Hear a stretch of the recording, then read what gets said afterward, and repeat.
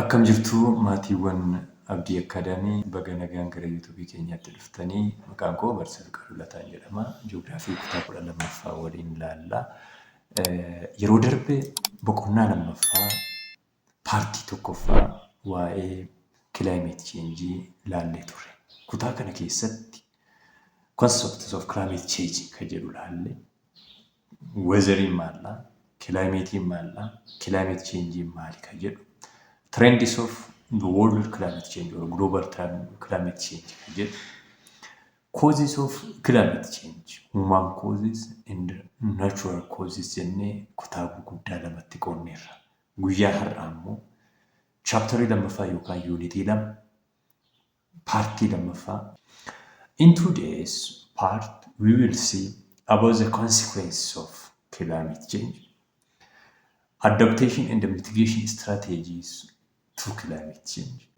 Kutaa kana keessatti mata dureewwan kana ilaallaa. Mata dureen inni jalqabaa consequences of climate change dha. Consequences of climate change keessatti kan nuti ilaallu sababa climate change'tiif rakkoowwan dhufuu danda'an isaan gurguddoo jedhaman as keessatti kan ilaallu ta'a.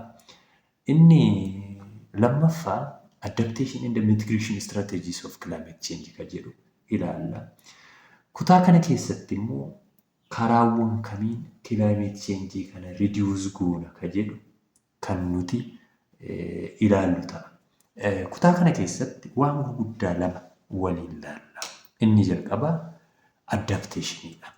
Inni itti aanu immoo mitigationidha.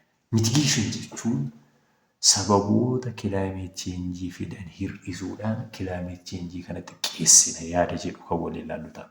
Adaptation immoo rakkoowwan jiru kana dandamannee akkamitti keessa darbuuti akka dandeenyu. Objectives of this lesson. Objectiviin barnoota kanaa by the end of this video you should be able to 1. Examine impacts of climate change on human beings and other life forms. Dhiibbaan climate change namaa fi uumama biraa irratti qabu maal akka ta'e kan ilaallu ta'a yookaan ibsina. Assess the impact of climate change on physical features such as water, forest, and etc. We will assess the major impacts of climate changes on physical features such as water, forest, and etc. Impact in climate change in physical future irratti qabu. Elaborate the main adaptation and mitigation strategies to climate change. Inni ibsina keessattuu adaptation fi mitigation strategy warreen gurguddoo ta'an. Describe adaptation to climate change. Define mitigation to climate change. Differentiate between mitigation and adaptation strategy. Garaagarummaan isaanii maali? Mitigation fi adaptation gidduu garaagarummaa maaltu jira?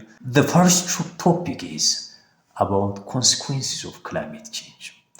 Consequences means impact, effects of the climate. Under this topic, we will discuss the major impact, consequences, effects of climate change. If the world continues to warm as predicted by climate model, where will most of the warming take place? Yoo addunyaan kun warmingiin kun akka climate modeliin jedhutti kan itti fufu ta'e eessatu baay'ee miidhamaa ta'uu danda'a. If the world continues to warm as predicted by climate model, where will most of the warming take place? Eessatti ho'i kun baay'ee bakka qabachuu kan danda'u. Climate model predicts that land areas will warm more rapidly than the global average, particularly in northern highland latitude. Specifically in the northern highland latitudes in the winter. Climate model predict akka godhetti climate changing kun yoo kan itti fufu ta'e yookaan warmingin kun kan itti fufu yoo ta'e kutaawwan northern high latitude winterii keessa warmi ta'uu ni danda'u. Maaliif kan jedhu itti deemna. We can see that the greatest surface warming for the period of 2001 to 2006 in the difference of 5 years between 2001 to 2006 tending to occur over land masses of high latitude in the high latitudes of northern hemisphere as experienced in Canada and Russia. As highlighted, regions of northern hemisphere continues to warm, modifications of land actually enhance warming. Kun immoo maalirraa kan maddedha? Akkuma high latitude regioniin northern hemisphere'itti argaman kun warmi ta'aatii deeman yookaan ho'aatii deeman naannoon sun dhugumatti ho'i ishii dabalaa akka deemu taasisa. In the lower latitude, there are more frequent droughts and unpredicted rainfall. Warri naannoo low latitude kana keessa immoo jiran ho'a yookaan rooba hin eegamiin bal'inaan mul'ata. The prediction shows that global warming will amplify current danger and introduce new ones, seriously affect people's ability to support themselves. Waan akkasii yookaan warmingiin kun baay'ee kan itti fufu yookaan guddatu yoo ta'e namoonni of gargaaruudhaaf baay'ee rakkatu. Hojiin isaan hojjetan miidhamaatii deema. Temperature kan dabalu yoo ta'e warmingiin kan guddachaa deemu yoo ta'e temperature lafaa naannoo ishii kan dabalaatii deemu yoo ta'u namoonni rakkoo guddaa keessatti kufuutii danda'u. Kutaa darbe keessatti akka kaafnetti yoo climate change'n jijjiiramaa deemu wantoonni baay'een sun faana jijjiiramaatii akka dhufan. Warming of the earth directly related seriously affecting people's ability to support themselves. Ofii isaanii gargaaruudhaaf baay'ee rakkatu. Kanatti aansinee kan laallu consequence of climate change warreen jedhaman warreen gurguddoodha inni fa'a. The major consequences of climate change include 1. Precipitations, unexpected precipitations as well as drought. Inni jalqabaa gogiinsaa fi roobni hammaa olii mul'achuudha. Change in precipitation and drought may be just as important changes in temperature over the coming decades. Jijjiiramuun kun yoo precipitation fi droughtiin jijjiiramuun keessattuu dikeediiwwan itti aanu keessatti temperature akka jijjiiramu gochuutii ni danda'a. As with temperature change in precipitation will not be evenly distributed. As some area will tend to get more precipitation, others less.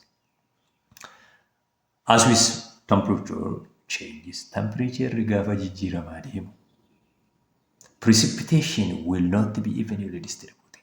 Jijjiiramni temperature'aa precipitationiin akka jijjiiramu gochaa deema. Temperature gaafa jijjiiramu naannoon tokko tokkotti precipitationiin haala wal fakkaataan hin jiru. Naannoon tokko tokko tend to get more baay'ee argatu. Naannoon tokko tokko immoo less. So, as with temperature change, precipitation will not be evenly distributed. Wal fakkaataan itti faffaca'insi isaanii garagara akka ta'u gochuu danda'a. Sababni isaa walitti hidhamaadha jechuudha. Yoo temperature kan jiru ta'e, jiidhinsi kan jiru ta'e, evaporation inni jiraata. Evaporation kan jiru yoo ta'e, condensation inni jiraata. Condensation kan jiru yoo ta'e immoo precipitation inni jiraata. Kanaaf jijjiiramni temperature precipitation irratti dhiibbaa mataa isaa danda'e qaba. Precipitation faffaca'insi isaa wal fakkaataa akka hin taane yookaan jijjiiramni temperature rooba irratti jijjiirama fida. Roobni wal fakkaataa akka hin taane gochuu danda'a. Iddoo tokko tokkotti roobni cimaan akka jiraatu gochuu danda'a. Iddoo tokko tokkotti immoo roobni kun akka gadi bu'u ta'uu danda'a. Maybe tend to get more precipitation and others are also receive less precipitation. So, as temperature change, precipitation will not evenly distributed. Some area will tend to get or receive more precipitation, others receive less precipitation. Since middles of the 20th century, precipitation has generally increased over the middle and high latitude land areas of the northern hemisphere, while decreasing over some subtropical land area. Jijjiiramni kun immoo keessattuu walakkeessa jaarraa 20 fa'aa keessatti roobni naannoo middle fi high latitude keessatti akka ol ka'u naannoowwan subtroopikaalii keessatti immoo akka gadi bu'u taasiseera. Kun maalirraa dhufe? Variation temperature irraa kan maddeedha. In many areas, there has also been increase in the intensities of heaviest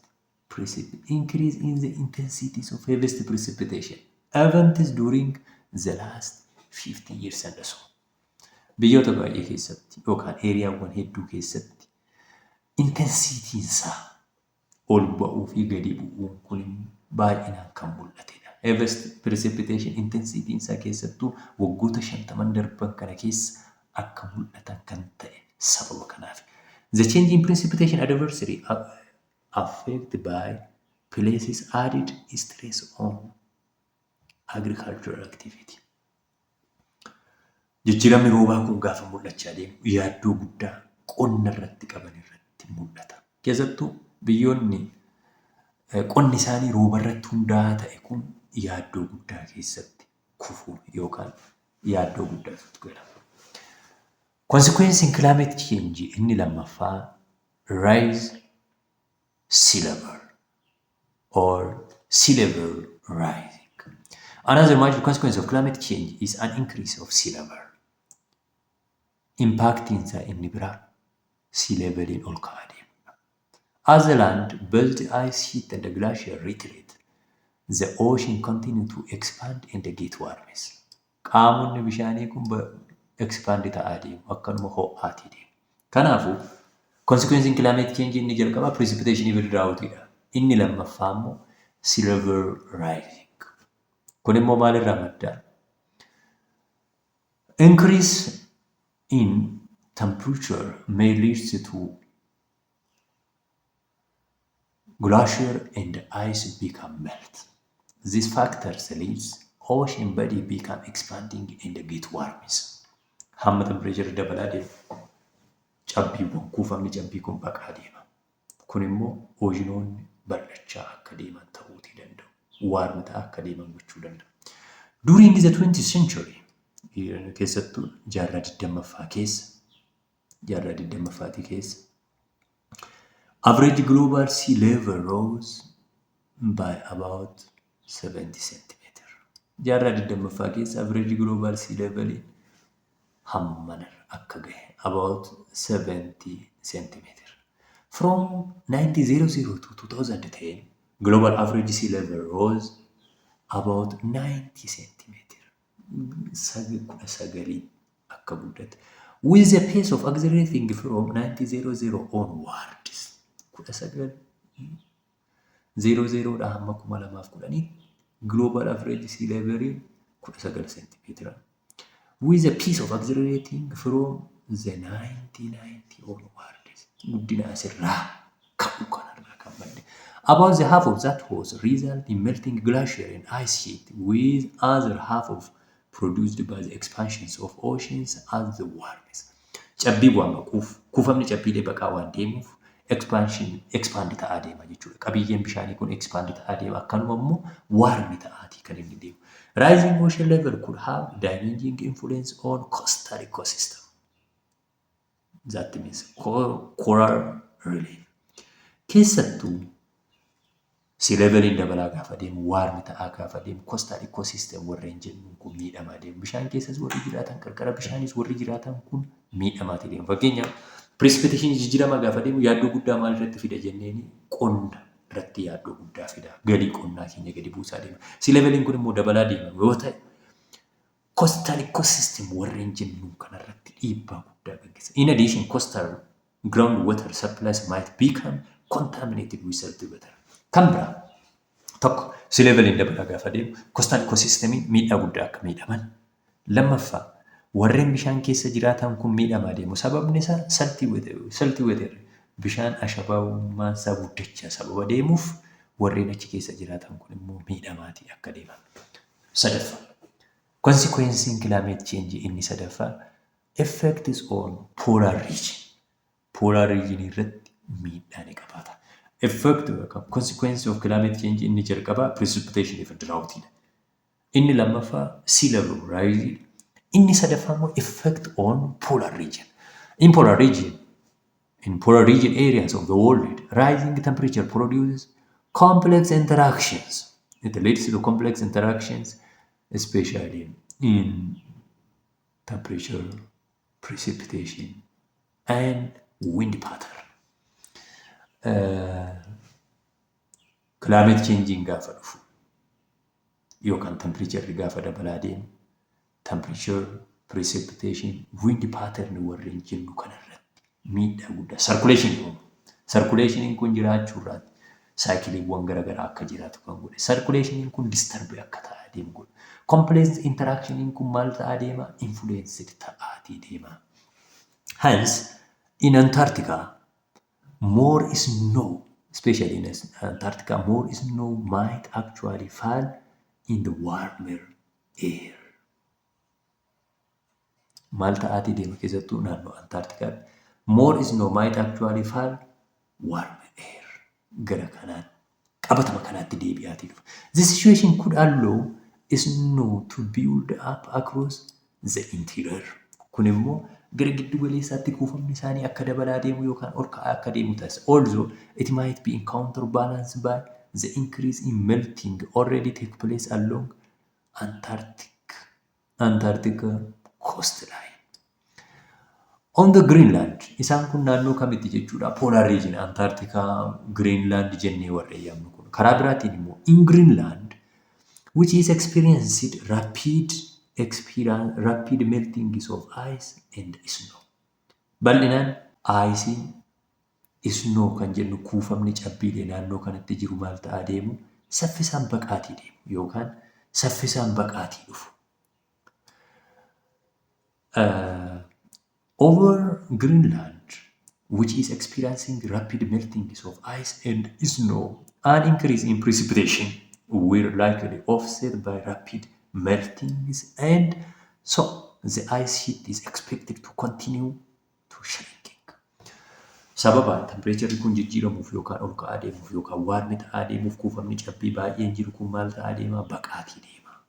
Kanarraa kan ka'e kuufamni cabbii kun ni xiqqaata, hir'isaatii deema. Sea ice has been shrinking and thinning rapidly across Arctic Ocean. Naannoo Arctic Ocean keessatti immoo maal ta'aa deemu? Xiqqaachaa fi hir'isaa, qal'achaa kan isaan deeman ta'a. During the summer of 2007, again summers of 2012 keessattuu summerii 2007 fi 2012 keessatti the extent of Arctic Ocean sea dropping dramatically to new record lows. Summerii 2007 fi 2012 akka agarsiisu yookaan ibsutti Arctic Sea haala adda ta'een hir'isaaf xiqqaachaa akka deeme. Kun immoo maalirraa maddee jechuudha? Sababa jijjiirama tempereecharaa irraa kan ka'e baqaa deeman xiqqaachaa akka isaan deeman. If warming in this region continues at the present rate, reetti amma irra jiru kanaan immoo kan itti fufu yoo ta'e, summer sea ice may at times shrinking to cover less than 10% of Arctic Ocean by the middle of this century and even sooner. Reetti kanaan itti fufammoo yoo ta'e parsantii 10 gadi bu'uu akka danda'u yookaan middle century kanaan baay'ee gadi hir'isuu yookaan gadi bu'uutii akka danda'u. Kana jechuun riijiniiwwan naannoo poolaaritti argaman gaafa tempereecherri dabalaa deemu interakshinii temperature, precipitation fi wind pattern gidduu jiru sababa miidhamaa deemuuf specifically Antarctica fi Greenland keessatti rakkoowwan kun bal'inaan mul'achuu danda'u. For the full consequence of climate changes, it has an adverse effects on ecosystem. Increasing levels of carbon dioxide in warmer world could have many other consequences.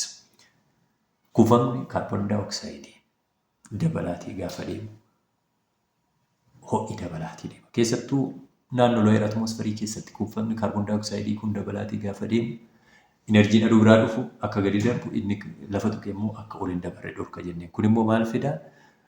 Akkaataa itti temperature lafa kanaa dabalaa deemu taasisuutii danda'a jechuudha. So, increasing the levels of carbon dioxide in warmer world could have many other consequences. Many other disadvantages, many other impact, rakkoowwan gurguddaa qaba. For example, fakkeenyaaf greater amount of carbon dioxide can be expected to act as fertilizers for some plants, accelerating their growth. Although this process can slow over time if water, nitrogen, and other nutrients were not plentiful enough to sustain the growth. Akkuma fertilizersiin biqiltootaaf barbaachisu carbon dioxide isaaniif ni barbaachisa. Isaaniifis barbaachisaadha. Sababa kanaaf immoo disturb ta'aa deema yoo ta'e miidhaawwan biqiloota irratti illee ni qaba. That means ecosystem means the interactions of living and non-living things. Waliin jiraachuuf interact godhu. Interactioniin kun disturb ta'aa deema jechuudha.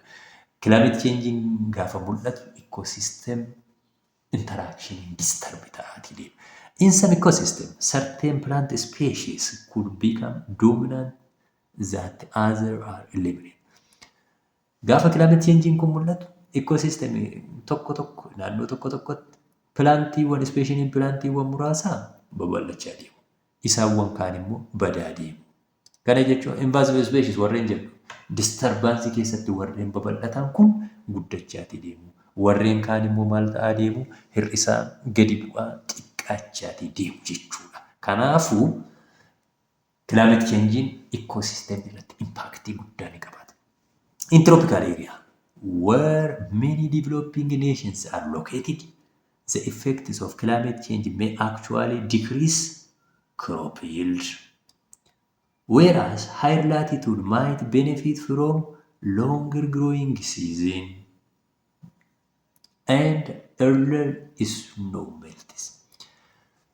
Sababa kanarraa kan ka'e naannoo tropical jennuun biyyoonni guddachaa jiran kun bal'inaan naannoo argamanitti crop yield yookaan galii qonnaa akka hir'isu taasiseera. Naannoo higher latitude'itti immoo yeroon turtiin midhaan itti ga'u akka dheerachaa deemu taasiseera. Akkasuma snow melting akka dabalaa deemu taasiseera.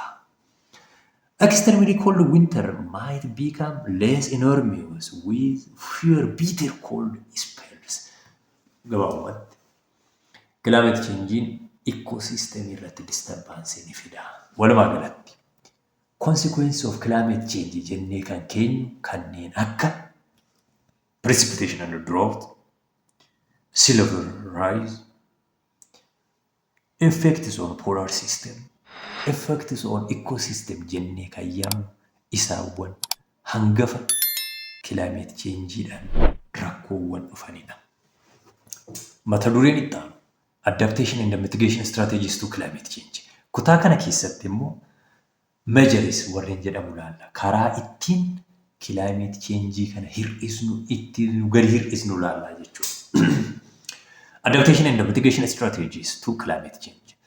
The United Nations Framework Convention on Climate Change, that means UNFCCC, that means United Nations Framework Convention on Climate Change. Gabaabsinee gaafa yaadnu UNFCCC jennee kan yaamnu. Highlighted two fundamental responses strategy. Waan gurguddaa lama ibsanii. Akka United Nations Framework Convention on Climate Change jedhutti karaawwan climate change kana hir'ibnu maloota lamatu jira jedhanii kaa'ani. Maloonni kunis mitigation and adaptation jedhamu. There are two main ways to address the climate change crisis. Crisis climate change kana immoo karaa lamaan. Crisis climate change karaa nuti ittiin xiqqeessinu karaawwan lamatu jira. Karaawwan kunis adaptation and mitigation. Kana jechuun United Nations Framework Convention on Climate Change kan nuti jennuun karaawwan climate change'dhaaf deebii itti kenninu maloota lamatu jira. Mitigation fi adaptation. Karaa biraa isuma kana immoo gaafa ibsinu there are two main ways to address climate change crisis. Crisis climate change karaa ittiin nuti furru karaawwan kana lamaan adaptation fi mitigation. The risk associated with it occurs at local, regional, national, and global level. Miidhaawwan kanaan dhufan climate change'tiin dhufan kun akka naannootti, akka safaraatti, akka naannootti, akka biyyaa fi akka addunyaatti jennee qooduu dandeenya. The risks of climate change may occur at local, regional, nationals in the global level. Miidhaansaa yookaan riskiin climate change kun immoo akka lookaalii, regionaalii, nationalii fi akka global level. Akka safara tokkotti yookaan iddoowwan xiqqoo tokkotti, akka naannootti, akka biyyaa fi akka addunyaatti mul'achuutii danda'a. Let us see one by one. The first one is climate change adaptation. According to IPCC, IPCC means Intergovernmental Panel on Climate Change. According to Intergovernmental Panel on Climate Change, adaptation to climate change refers to adjustment. It refers to adjustment in ecological, social, or economic system in response to actual or expected stimulus and their effects or impacts.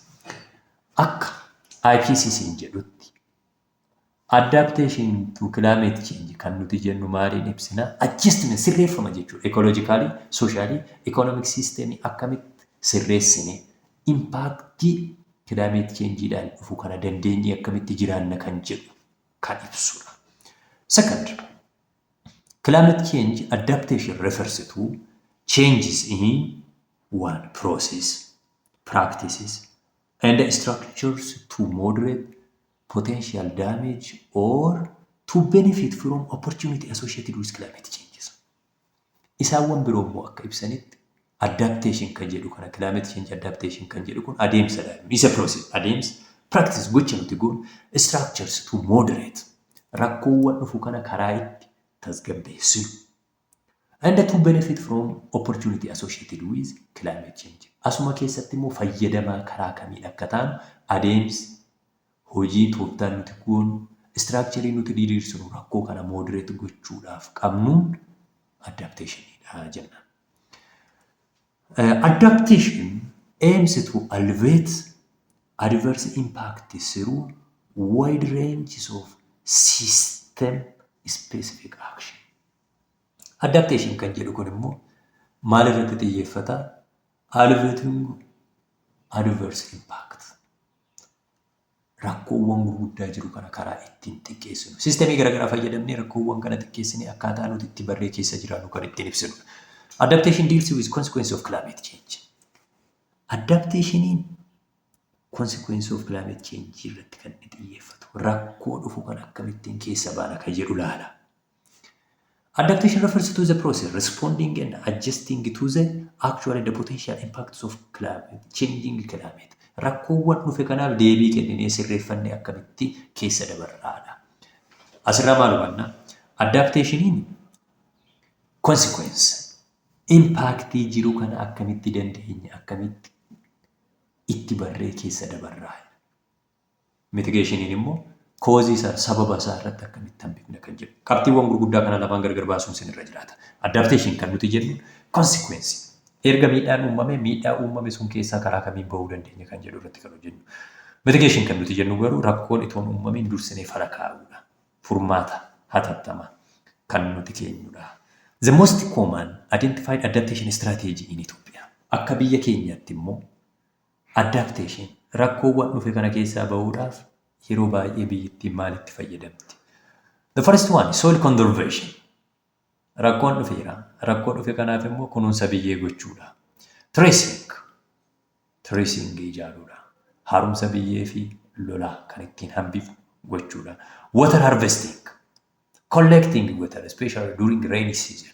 Waqtiiwwan roobaatti bishaan kuusuudha. Bishaan qabachuudha. Bishaan qabanne suniin immoo rakkoowwan hongee yoo jiraate, rakkoowwan roobni dhabamuu yoo jiraate, isaawwan kanatti bishaan qabanne kanatti fayyadamne oomishachuu akka dandeenyu. Crop diversification. Diversifying of crop. Diversify gochuudha. Midhaanota garaagaraa. Changing crop planting dates. Yeroo itti oomisha keenya jijjiiruudha. Isa waggaa tokko qofa. Waggaatti al tokko qofa oomishni yeroo baay'ee oomishuu akka dandeenyuu fi rakkoowwan jiru kana keessaa karaa ittiin baanu. Planting trees and irrigation. Biqiloota dhaabuudha. Akkanuma immoo jallisiiwwan garaagaraa fayyadamuudha. Walumaa galatti adaptation jechuun maalidha jenneeni erga rakkoowwan uumame rakkoo sun keessaa bahuudhaaf tattaaffii nuti goonu mala nuti hojjennu karaa ittiin xiqqeessinu karaa ittiin hir'isnu gadi buusnuudha rakkoo kana eega rakkoon uumame. Kana jechuun konsikwensii irratti kan xiyyeeffatu konteksti biyya keenya yookaan akka Itoophiyaatti maloonni adaptation strategy ta'anii nu gargaaran yookaan nu fayyadan soil conservation, tracing, water harvesting, crop diversification, changing crop dating or changing crop planting date, planting tree as well as irrigation warreen jennuun warreen hangafa ta'anidha. Types of adaptation. Gosoota adaptation depending on its timing yeroo irratti hundoofne depending on its timing goals motives of its implementation and adaptation can be classified into 1. Reactive and anticipatory.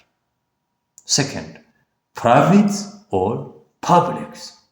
Third, planned or autonomous. Parameteriiwwan garaagaraatti irratti hundoofne adaptationii taayippii gurguddaa sadan kanatti qoodna akka asitti. Isaanis reactive and anticipatory, private and public, planned and autonomous. Isaan kun types of adaptation jedhamu. Keessattuu timing, goolii fi motiivii implementii gochuuf qaban irratti hundoofne adaptationii isaan kana sadanitti qoodna. Reactive and anticipatory, private and public, planned and autonomous jennee gareewwan gurguddaa kana sadanitti qoodna. Adaptation also be short or long term, localized or widespread. Keessattuu akka IPCC'n 2001 kaa'etti adaptationii kana kan yeroo xiqqoof turu yookaan yeroo dheeraaf kan turu naannoo muraasatti kan gaggeeffamu yookaan akka guutummaa addunyaatti kan gaggeessinu jennee kaa'uu ni dandeenya. In a managed natural system, adaptation is autonomous and reactive and is a means by which species respond to change the conditions. Keessattuu naannoo natural systemii hin to'atamiin keessatti adaptationii autonomous or reactive jedhameet ibsama. Maal adaptationii autonomous jennu reactive jennuun kun maali kan jedhu kutaataanuu kana keessatti ilaalla. Reactive and anticipatory adaptation. Reactive adaptation is the one that takes place after initial impact of climate change occurs. Erga ta'iin sun ta'ee booda kan hojjetamu reactive. Reactive after the initial impact of climate change have occurred. Erga ta'ee booda reactive kan nuti jennuun kun it takes place after initial impact of climate change have occurred. Eega initial impact jennu kun mul'atee booda san keessaa ba'uuf waan nuti hojjennudha. Inni lammaffaa anticipatory adaptation takes place before impacts become apparent. In natural system, there is no anticipatory adaptation. Natural cycle keessatti namni dursee waan kaa'atu hin qabu. Kanaafuu in natural system there is no anticipatory adaptation. As keessatti waan adda baasuun isinirra jiraatu reactive kan nuti jennu erga ta'ichi ta'ee booda impactiin eega mul'atee booda kan qoodudha. After initial impact. Anticipatory kan nuti jennu immoo before initial impact. Kanaafuu natural system keessatti anticipatory adaptation kan jedhamu hin jiraatu. Second, private or public adaptation. The distinction is based on whether adaptation is motivated by private means, individual, household, and companies. Private kan nuti jennuun individual dhuunfaadhaan yookaan maatiidhaan kan ta'udha. Companies or public kan nuti jennuun immoo maybe governmentidhaan ta'uu danda'a. Hawaasaan ta'uu danda'a. Ijaaramarraa kan dhufudha jechuudha. So, the distinction is based on whether it's motivated by private means, by individual households jechuudha. Private kan nuti jennu nama dhuunfaadhaan yookaan maatii tokko. Public kan nuti jennuun immoo maybe based on the interests of company, based on the interests of publics, based on the interests of government. Companyidhaan, hawaasaan, mootummaadhaan kana jennuun. Maal jenna garaagarummaan reactive and anticipatory kan jennu reactive after initial impact occurred. Anticipatory immoo before impact become apparent. Private kan nuti jennu interest yookaan fedhiiwwan nama dhuunfaa yookaan maatiitiin householdiitiin yookaan individualidhaan. Public kan nuti jennu garuu fedhii kaampaanii, fedhii hawaasaan, fedhii mootummaan kan ta'udha. Kanaafuu reactive and anticipatory kan nuti jennu reactive jechuun erga initial impactiin occurred ta'e yoo ta'u, anticipatory kan nuti jennu immoo osoo impactiin hin ta'in dura kan ta'udha. Private kan nuti jennu immoo fedhiiwwan nama dhuunfaan ta'uu danda'a, householdiidhaan ta'uu danda'a. Public kan nuti jennuun immoo fedhii kaampaaniin ta'uu danda'a, fedhii hawaasaan ta'uu danda'a, fedhii mootummaan ta'uu danda'a. The third one is planned or autonomous adaptation. Planned adaptation is the consequences of deliberate policy. Of eeggannoodhaan murtoo imaammataa, deliberateness of policy decision based on awareness that the conditions have changed or are expected to change, and that some forms of action is required to maintain the desired state. Kun maal inni of eeggannoodhaan imaammanni itti qophaa'ee kan ta'udha. Planned action. Autonomous adaptation involves change that system will undergo in response to change in climate irrespective in any policies, plan or decision. Jijjiiramni isa tokkoon immoo isa biraa irratti jijjiirama biraa baatee kan dhufuun immoo autonomous jennee ibsina. Maal jenna natural systemii keessatti there is no anticipatory adaptation jennee. Uumamaan anticipatory adaptation kan jedhu kun hin jiru. Kanaaf qullaa ta'e inni kun. In natural system, reactive include changing lengths of growing season of plant. Waqtii itti waa biqilu jijjiiruudha. Yeroo dheeraa isa fudhatu dhiibnee yeroo gabaabaatti gahuu kan danda'u hojiirra oolchuudha. Changing ecosystem composition. Ecosystemii waan inni of keessatti hammatu jijjiiru. Wetland migration. Kallattiiwwan jiidhinsi qabu yookaan lafa jiidhinsi of keessaa qabutti akka migrate godhan gochuudha.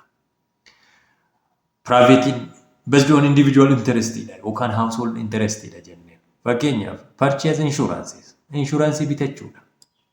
Construction of house on estates. Manoota naannoo akkasii kanarratti ijaaruudha.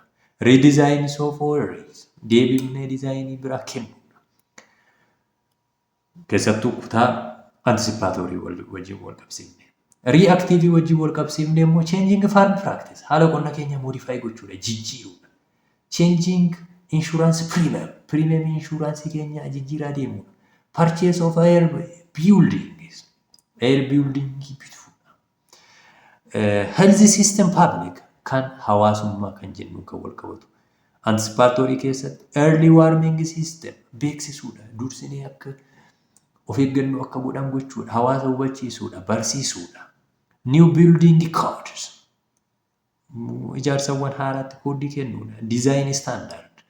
Dizaayinoota sadarkaa isaanii eeggatan akka qabaatan gochuudha. Incentive for relocation. Iddoowwan riskii qaburraa ka'anii akka deemaniif gargaarsa gochuudha. Jajjabeessuudha.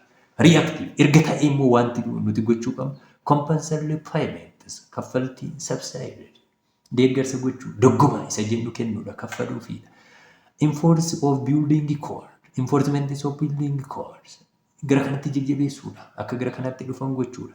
Bridge nourishment. Isaawwan kun natural systemii keessatti anticipatory hin jiru. Reactivein immoo yeroo itti growing seasonii dheeratu jijjiiruudha. Ecosystem composition modify gochuudha. Wetlanditti akka namni depend ta'u gochuudha. Private keessatti anticipatory durfamee gochuu kan qabu insuraansii akka bitatanii of qopheessan, constructions of house iddootti manni ijaaramuu qabu dursanii akka ijaarrachuu qaban, irra deebi'anii kennuu akka qaban, Ergammoo ta'ee booda wanni godhamu change farm practice haala qonnaa ofii jijjiiruu, premium insurance jijjiiraa deemuu, air building insurance purchase gochuu. Human system publicii keessatti immoo anticipatoriin dursanii hawaasaaf hubannoo kennuu, beeksisuu, ni bolding koodii kennuu, diizaayinii istaandardii isaa eeggate akka qabaatan gochuu, akka isaan immoo iddoo riskii cimaa jiru kanarraa riilokeet akka ta'aniif jajjabeessuu. Erga waan sun ta'e immoo compulsory payment dhuggumaa kan jennu kaasaa kaffaluu fi deeggaruu hawaasa sun. Enforcement of building code, being nourishment warreen jennuun kun taayippiiwwan adaptationiti. Adaptationii yeroo irratti hundoofne, yeroo inni of keessaa qabu irratti hundoofne, goolii isaa irratti hundoofne, mootiivii isaa irratti hundoofne kutaawwan gurguddaa saditti qoonnaan inni jalqabaa reactive and anticipatory dha. Inni lammaffaa private and public dha. Inni sadaffaa planned and autonomous dha. Adaptationiidhaaf hammanuma yoo jenne inni itti aanu immoo climate change mitigation. Adaptationiin consequence irratti depend ta'aa jenne. Rakkoowwan dhufe, rakkoowwan mudate, rakkoowwan kana keessaa akkamitti baana, akkamitti dandeenye itti fayyadamuu dandeenya kan jedhu irratti kan hojjetuun adaptationiidha. Climate change mitigation kan nuti jennuun immoo hir'isuudha, rakkoo sun xiqqeessuudha, akka xiqqaatu gadi bu'aa deemu gochuudha. It refers to avoiding and reducing emissions of heat-trapping greenhouse gases into the atmosphere to prevent the planet from warming to more extremely temperature. Madda isaa hir'isuudha. Emishiniin atmosfeeratti baay'atee temperature lafa kanaa akka hin daballeef madda isaa xiqqeessaa, hir'isaa, gadi buusaa deemuun climate change mitigation dha. Refers to avoiding and reducing emissions of heat-trapping greenhouse gases into the atmosphere to prevent planet from warming to more extremely temperature. Temperature lafa kanaa baay'ee akka hin daballeef emissionii greenhouse gaasii kana hambisuu xiqqeessaa deemuun climate change mitigation jenna. For example, reducing sources of heat-trapping greenhouse gases, the burning of fossil fuel for electricity, heat or transport, enhancing sinks that accumulate or store these gases, especially such as ocean, forests, soil, warreen jennu kana isaan kanaaf xiyyeeffannoo goonee akka isaan keessaa hir'atu taasisudha. Some mitigation measures jennee kan yaadamu. Some mitigation measures include practices of energy efficiency. Isaan kana hojiirra oolchuu. Increase the use of renewable energy such as solar, wind and etc.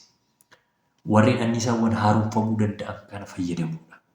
Efficient means of transport implementation. Electrical public transport, bicycle, shared car, and etc. Mitigationiin soortii isaa xiqqeessuudha jenne. Emissionii warra gadhiisan kana gaazota greenhouse gaasii jennu kana warra maddisiisan kana emissionii isaanii akka hir'atu taasisuu, akka gadi bu'u taasisuu, akka to'atamu taasisuudha. Kun immoo maaliini? Energy efficiency hojiirra oolchuu, renewable energy warreen jennu warra haaromsamuu danda'an, soolaarirraa warra qophaa'an, lageenirraa enerjii maddisiifnee itti fayyadamuu, wiindirraa enerjii maddisiifnee itti fayyadamuu, ji'ootarmaalirraa enerjii maddisiifnee itti fayyadamuu kana babal'isuu. Efficient means of transportation implement. Kun immoo geejjiba akka wal qabatu. Warreen nadaajii fayyadamanii aara baay'ee baasan kanarra elektirikiirraa warreen konkolaataa oomishama itti fayyadamu kana madda isaanii hir'isuudhaaf gaazii isaan baasan xiqqeessuuf isaan kana fayyadamu. Kanaaf